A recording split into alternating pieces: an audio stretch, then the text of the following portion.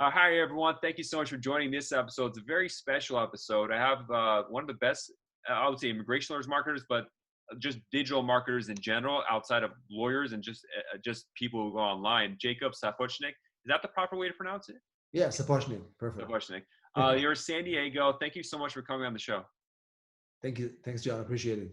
You're welcome. So we're going to do 10 questions so people get to know you better and the work that you do. To start, where's your firm located, and your email and stuff like that if they want to contact you?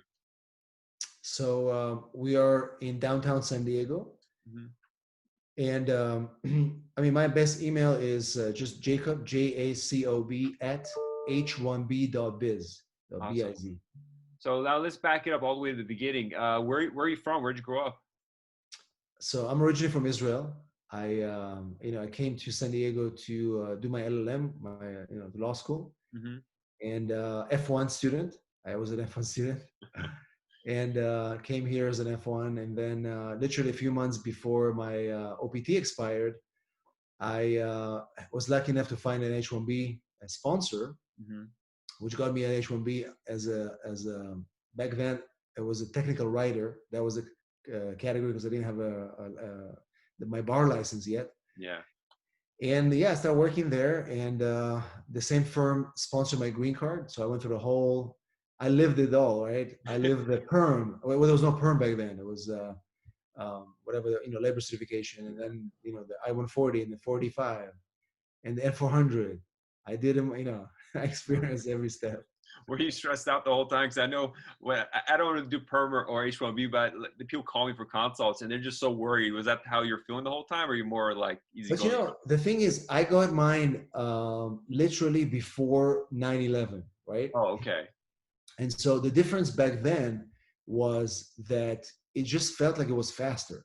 Yeah. I got my entire green card in 11 months. Whoa. Everything. That's like a marriage case. You know what I mean? Yeah, it's And wonderful. it's very unusual. And after 9/11, everything kind of like went down. And Yeah. so I mean, I wasn't stressed.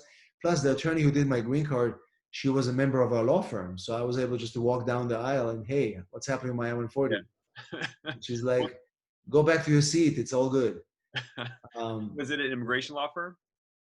So they were, it was so they had an immigration division, Mm-hmm. but they were doing estate planning and tax and immigration. So the immigration was kind of like the reason they needed immigration is because a lot of their high-end clients, EB5s, needed tax planning.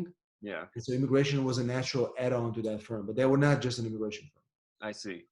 And so what was the path you took? So you got in and then you passed the bar, and then did you just right off the bat start your own firm, or how did that progression go to start your So firm? basically, as soon as I got my green card at the law firm, I worked there for 6 more months, and then I just didn't like the way they were dealing with clients, and Yeah. um, um, the whole politics of the firm. So I left them at that point, and I did contract work for other attorneys for about 4 months, 4 or 5 months, while I was planning the launch of my own firm, right?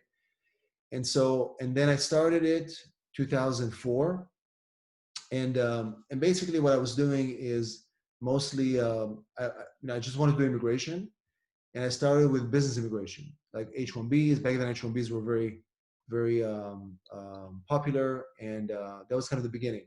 I would do H1Bs, green cards, and perms. Yeah.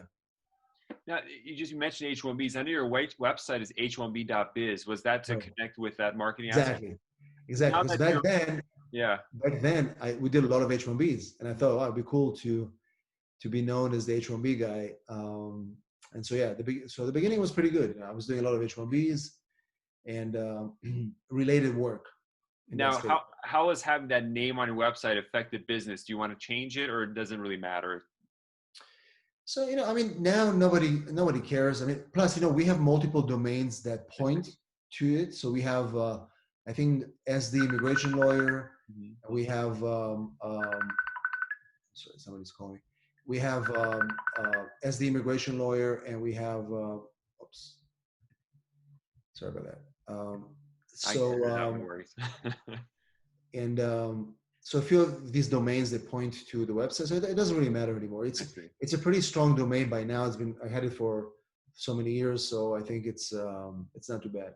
Do you still focus on SEO, or do you do other social media marketing primarily? So we definitely focus on SEO a lot still, and what I mean by that, because we have so many assets that are valuable, like the website, the Visa Lawyer blog, which is also a blog from 2005. We continue to publish content over there. So I would post, and we get clients all the time. Like the other day, we posted an article about the impact of e-visas with PPP. Mm-hmm. And I realized nobody's writing about it, right? And we had quite a few inquiries from that, and we got clients from that. So yeah, definitely, SEO will continue to be Yeah. important, because otherwise you want to maintain your ranking. Yeah. Just, I mean, for long-term keywords especially, it's great. But I've seen Google is favoring its own stuff more now, and then a lot of directory sites get pushed up. But the new update they had, it was a mix of more private firms coming up more. I've seen in Google results than before. So it's Google's algorithm is always changing, so it's Yeah. always good to keep it up. And Yeah, I think what is important right now with Google is to make sure that the content is useful as opposed to just spamming with keywords. yeah, So make sure that you search for what people are actually asking and make content, as opposed to just putting like San Diego immigration lawyer, blah, blah, blah, at the bottom of the website. Remember, some attorneys have that. mhm, They don't like that anymore. So as long as the content is useful, like I said, that PPP thing, we published it maybe 2 weeks ago, and mhm. it's already ranked on the first page of Google. You know what I mean? So it really That depends on what people are looking for. Yeah, that question and if you could get the stimulus check or not, those are like the hot Yeah, ones. Yeah, yeah, exactly. So I think that's definitely been, awesome. it'll continue to be an important part of. It's not an immediate value if you're starting out right now, but if you already have an established brand, keeping it up is important. Now, what kind of how does your firm look like now with regards to staff and structure, all that? So basically, I maybe 7 years ago, I did like a shift where I started creating divisions in the firm. Hmm. So we have a family division where we do family immigration, like marriage cases, 751s, N400s, all that kind of stuff. Then we have two attorneys who manage that. Then we have the business division where we do AB5s, we do national interest waiver, we Hmm. do O1s, H1Bs, all that. So we have two other attorneys who manage that. Then we have a division where we kind of compliance, work with employers, help them maybe put their audits if they have an audit or something like that. Kind of random stuff. We don't do too much litigation. We'll take asylum here and there, but that's not my focus. So we refer that out. And so we have like a general attorney who will kind of talk to people about different things. And then and then we have an attorney who will be in charge of all the inquiries, helping the consults, all the people who sell. So we have like 6 attorneys, and then another, I would say, 23 staff members. So yeah, so pretty much they do admin and legal work and case managers, and some of the marketing people are also in house. So Hmm. kind of, that's kind of and I don't really do that much work anymore on the legal side. I Yeah. mostly do like the management and marketing and dealing with the What time does the clients. management take? I mean, you got a big team there, but I'm assuming you have staff and Yeah, like yeah. generals or if you will to help.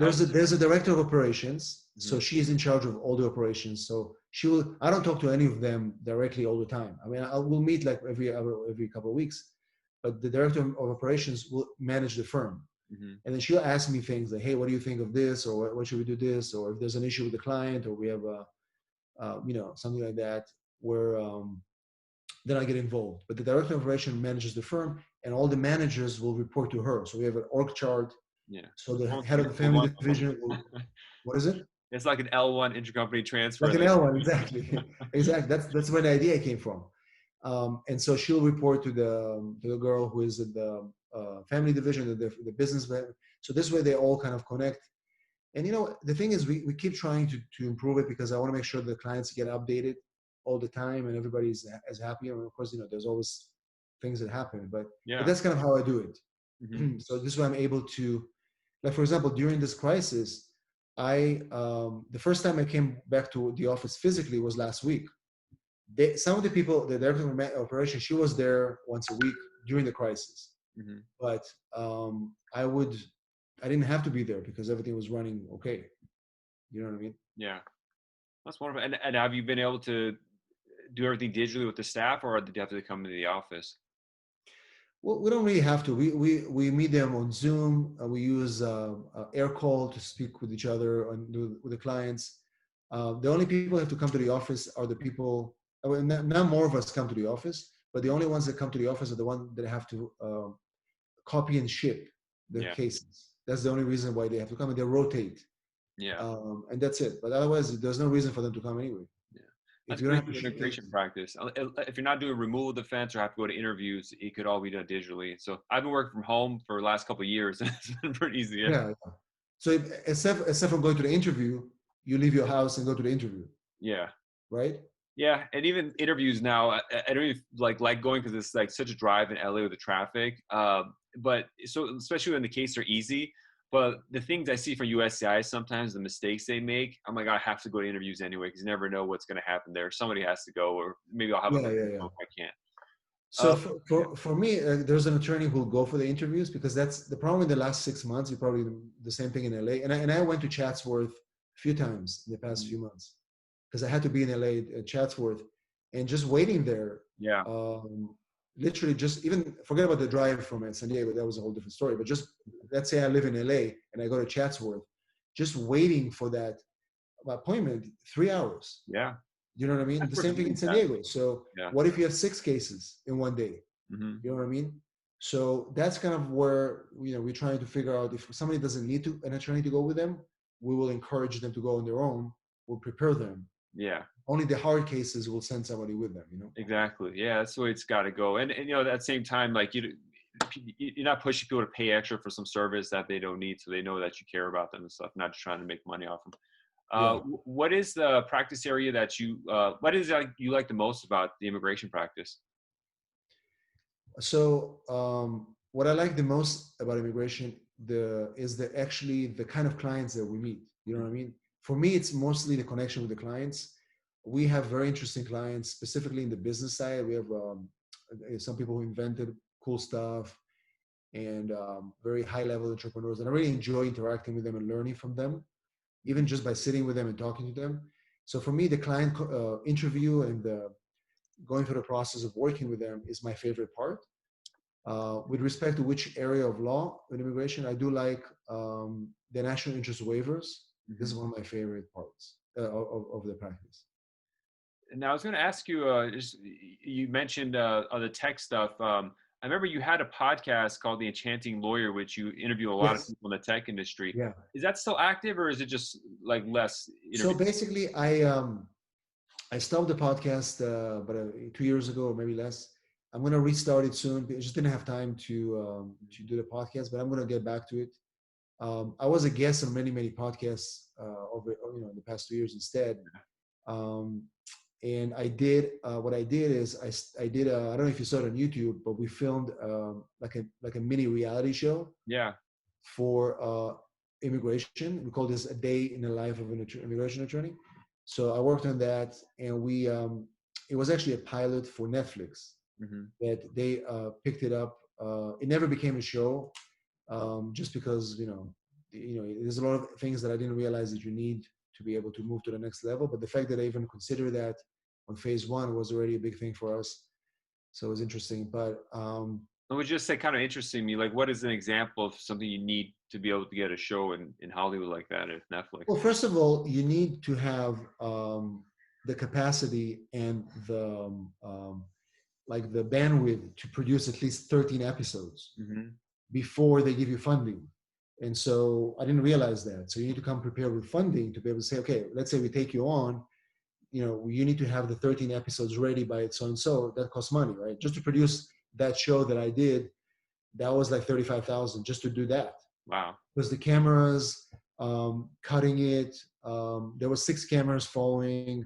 If you saw we had to go into downtown at night to do the thing. Yeah, so you had a restaurant stuff too. So there's a lot of We're in the restaurant. We had to a lot get of work. permission from the restaurant.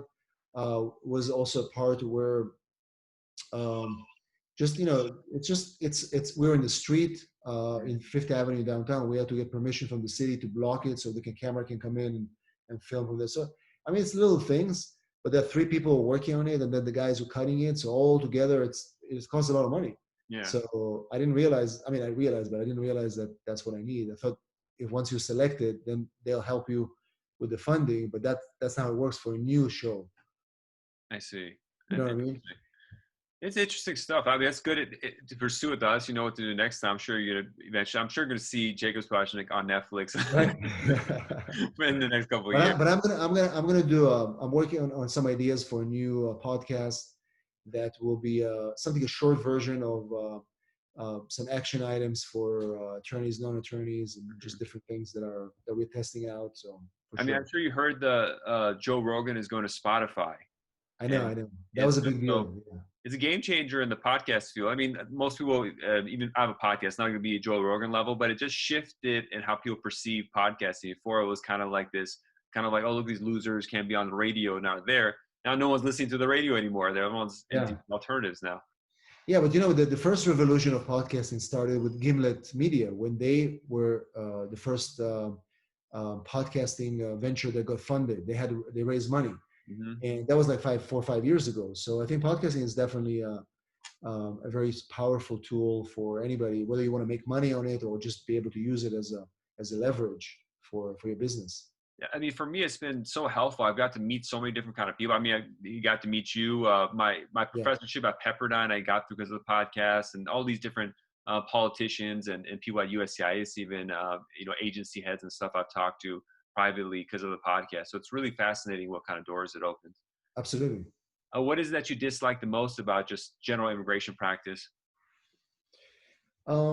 Definitely the way the agencies that we work with are slowing the process, making it so hard for us to. Sometimes the cases get denied, and it's not our fault. Yeah. And so it's just we're working with a we don't know who is against us, Hmm. and so it's just hard to do something when you don't know what to expect. Yeah. I just got an RFP on an I-130, and they're asking for everything we gave them. And so, and the Right. couple that were first-time marriages, and then they're like, we give us your divorce certificates and your children's birth certificates. And I'm like, did you even look at the I-130? What is this kind of boilerplate? Exactly, Then he exactly. goes, So yeah. it's so frustrating that they're asking for the same thing, It and just then creates the more work and like, cases get denied. Yeah. yeah. What are one of the most memorable moments you've had as an immigration lawyer? So I remember a couple of years ago, I got a call from UCSD, and they said, "Listen, we have one of our students who is stuck in Mexico. He took a wrong turn. He was a DACA, Ooh.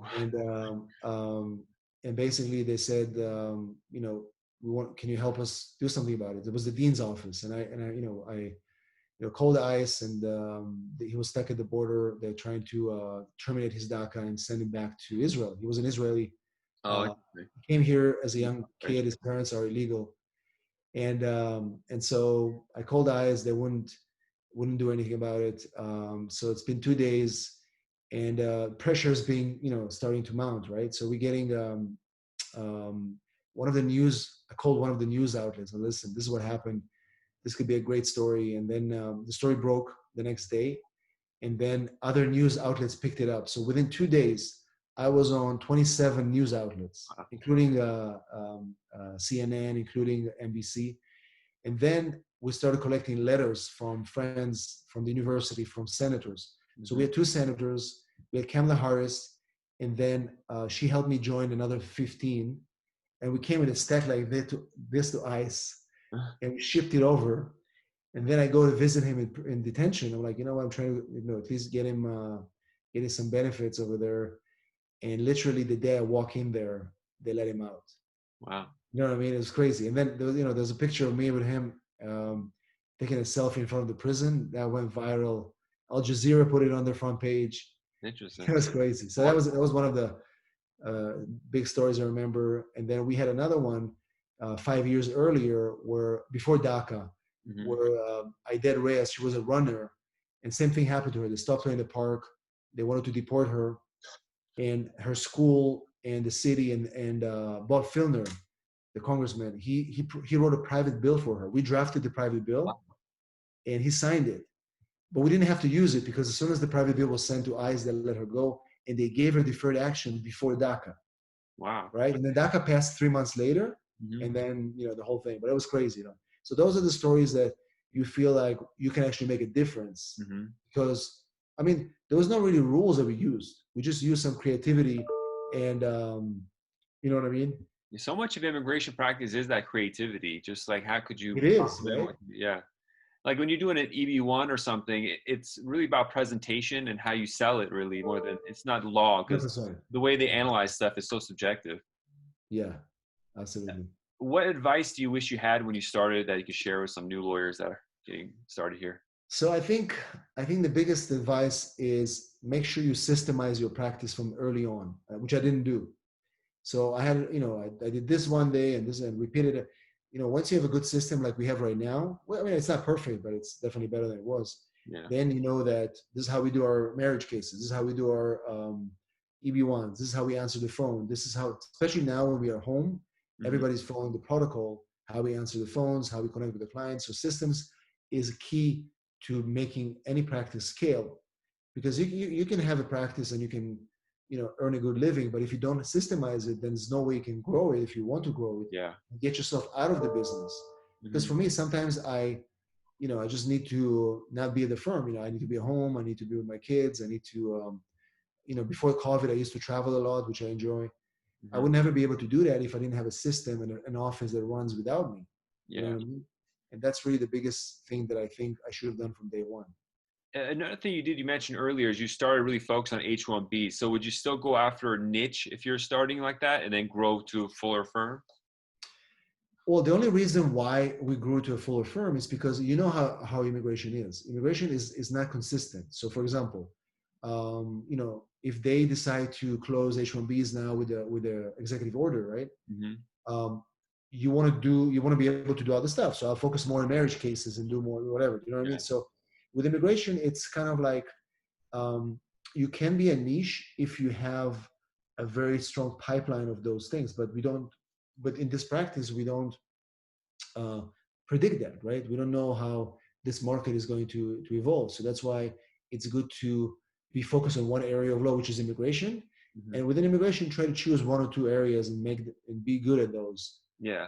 But as you grow, you can always add a few things within immigration just to make it, more effective. Yeah, as soon as you say you're an immigration lawyer, even if you just do H-1B, you'll get the naturalization calls. You Exactly, get the asylum exactly. calls if you want to pick that And up. then you decide if you want to choose them or Yeah, refer them out to somebody else. exactly. And what is your favorite method of marketing your practice? I'm sure you have a lot. So for me right now it's definitely YouTube. I really enjoy doing videos and just getting clients from YouTube, which is definitely our biggest platform to date. And like I said, YouTube has quite a few immigration lawyers on them, and everybody has their own different style, which is what the nice thing about YouTube. Yeah. You can have 100 people in there who do the same thing. Everybody delivers it in a different way. And the best way to compare it is the guys in the financial space. So you've got people who do YouTube and they give financial advice like the stimulus loans and what to invest in. There's at least 7 guys who do it, Mm-hmm. and they have their own different audience. You know what I mean? Yeah. And they pretty much talk about the same thing, but they say it differently. You know what I mean? So I think for immigration, YouTube has definitely been a powerful tool. It's a little bit difficult to create because you have to make the videos, you have to edit them, you have to SEO them and all that. But once they're up there, it's definitely been a very effective tool for me. And that's definitely my number one method, which is YouTube. Yeah, so I mean, I've done videos like 10 years ago, and I still get calls on them, and it gets me clients. Exactly. They're even good quality videos. They'll be me a voiceover on an image or something like that, and it still works. Yeah, yeah. Oh, yeah, for sure. YouTube will stay forever. I mean, you can have videos 7 years ago, and you can always update them with a link saying, "Hey, look at the updated videos." They're real investments. It's like having a house I pay rents every day. Like these videos, they're good. They're always going to keep paying you because people Yeah, still contact you for them. 100%. Amazing. Yeah, YouTube is definitely by far the biggest. And the people who don't like to do videos, I think,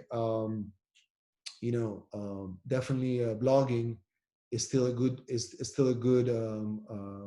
way to get clients. Just obviously it's more complicated, but the fastest way will be funnels like like Sam is doing, and just getting people on a paid kind of funnel where you Yeah. make an offer in a written format if you don't want to do a video, and then book them to a call where you can engage with them.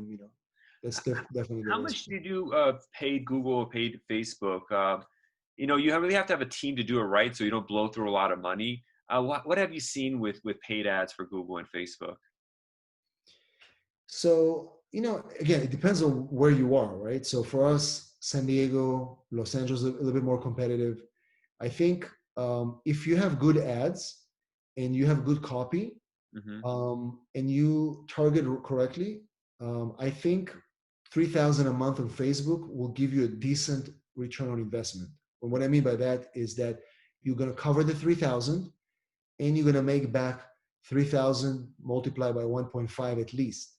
Hmm. If depends on when it is. Yeah. Sometimes you can get one case, they'll pay you X5. You know what I mean? Yeah. But 3,000 is a good number for Facebook ads on a monthly basis if you want to get results. If you pay less than that, you essentially will be wasting this money for nothing, and it'll be very difficult to get good targeting in those areas. If we are in Texas and let's say Oklahoma, then cost is less because we have less people, and it's the market is different. New York is much more expensive, by the way. Yeah. For Google ads, okay, it depends on what you're targeting. So if you're going Google ads on immigration lawyer or general terms, which I don't recommend at all, those are going to be very expensive for immigration lawyers. But if you're going to focus on, let's say, fiance visa, fast processing, or rapid visa, right?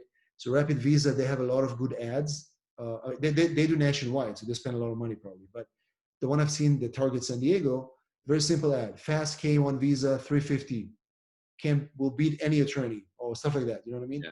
And so I think PPC, if you're serious about PPC, I think in our space it should be 5,000 minimum to be able to put a dent in it.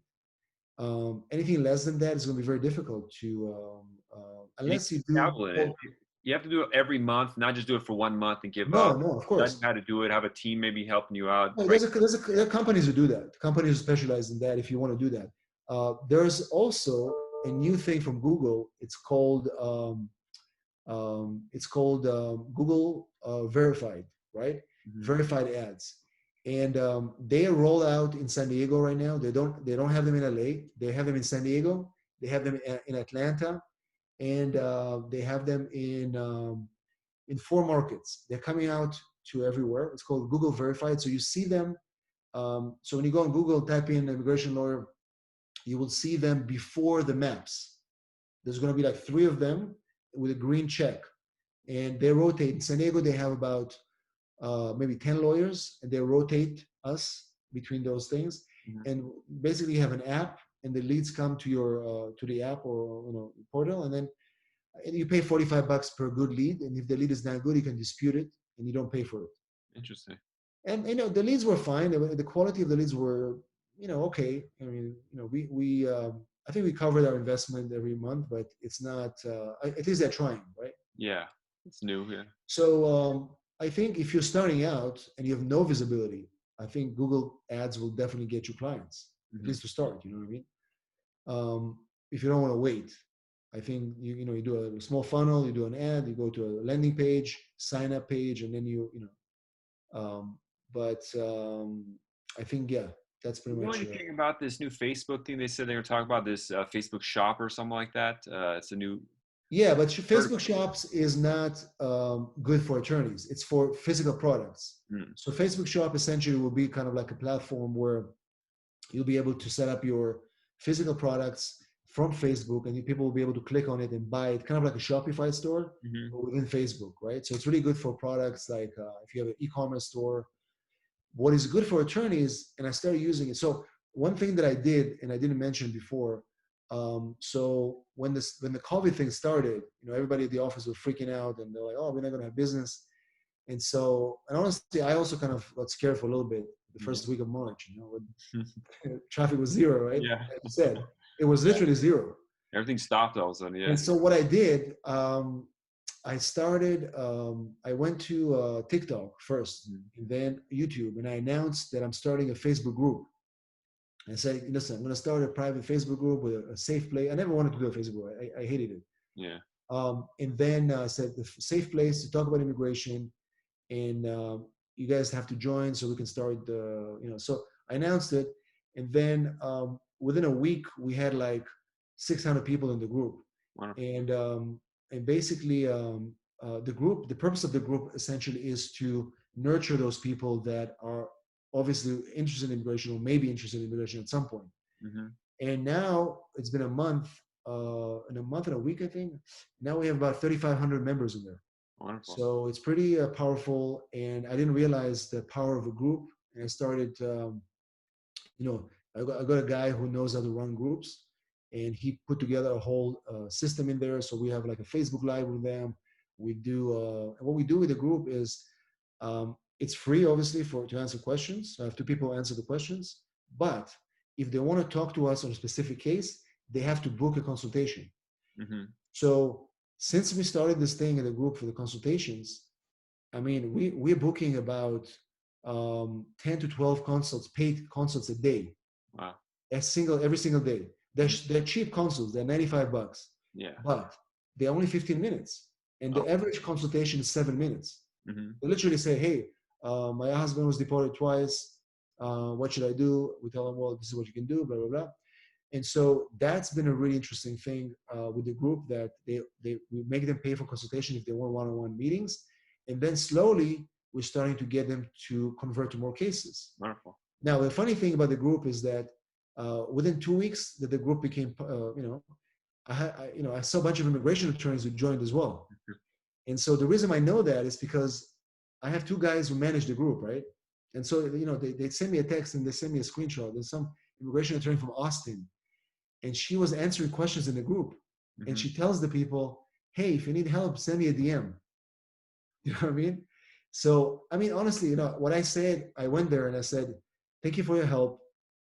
But if you want to be able to solicit clients, then at least ask me for permission, Yeah. right? Yeah. So something like that. But most of them are nice. But there's a lot of immigration attorneys already who joined the group. Hmm. Some of them I know their names because I skim through the thing, Yeah. and some most of them just there. They don't do anything. But the group definitely has been a major game changer for us, because a lot of the consultations we're getting are from the group. People, and I send people from YouTube to the group as well. You know what I mean? Hmm. Because what I now realize the power of the group. The power of the group is when I go in there, I talk to them. They know me as the only attorney there, supposedly, right? And so if I tell them to do something, they'll do it. And so, for example, we did a test where we said, we need to make a donation to a cause, and they donated. They raised like $4,000 for some kind Wow. of a shelter. You know what I mean? So, so it's a pain in the butt because it's a lot of it's A live thing you got to manage and. yeah. I mean, every day there's about 70 comments in the group every single day. Hmm. So I told people we can't answer all the questions. We just Yeah. can't. But we'll answer as much as we can.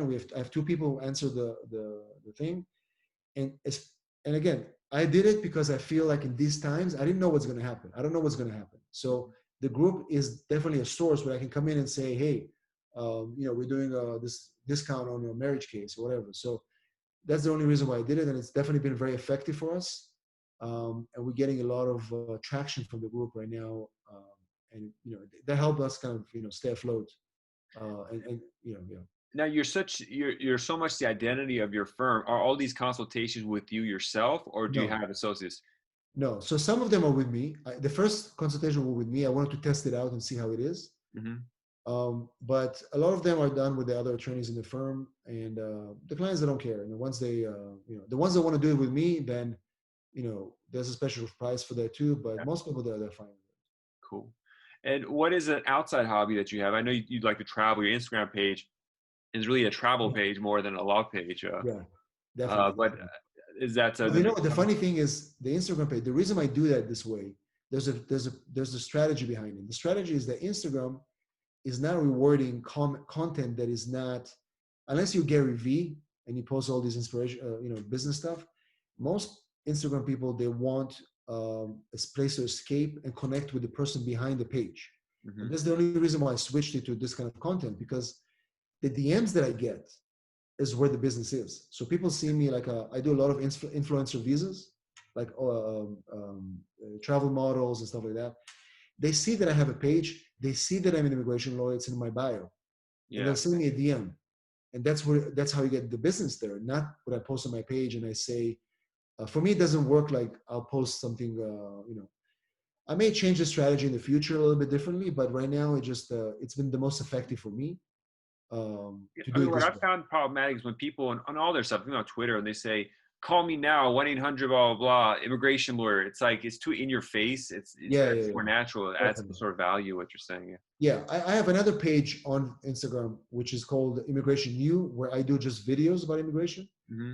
and that's been but people just seem to like to DM me and ask questions about immigration or Yeah. anything like that from It's Instagram. fantastic that this stuff exists that you can do it. We don't have to, when I was starting, people would say, "Oh, go to church every Sunday, talk," and but now it's just you could talk to the whole world, especially as an immigration lawyer. So much potential clients 100%, everywhere.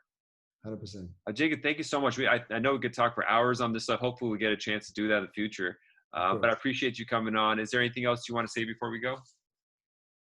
Um, yeah, I mean, yeah, if anybody wants to contact me, you have my just put my link in there. They For can you sure. can post the Enchanting Lawyer website. If attorney, who is the audience for this? Attorneys? Yeah, this is primarily other immigration lawyers. Yeah, just put like Enchanting Lawyer. That's where my marketing blog is. People can read articles there. Um, you know, I Wonderful. post stuff over there. Jacob, thank you so much. I wish you the best and stay safe. Have a great day. Definitely.